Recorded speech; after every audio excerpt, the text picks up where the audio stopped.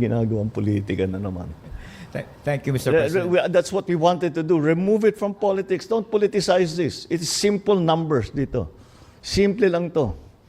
Magkano ang ninakaw na pera ng mga balasubos na ito? That's what we need to know. That's what we need to fix.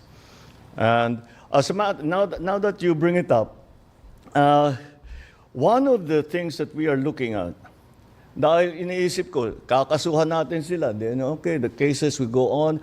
May mananagot, meron dyan makukulong, meron dyan mapa-fire, whatever.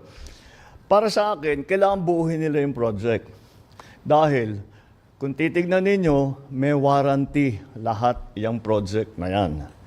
Kahit sinabi nilang completed, pag na-discover na hindi tama ang pagkagawa, they still have to respect, they still have to honor the warranty that they have given us to complete the project properly.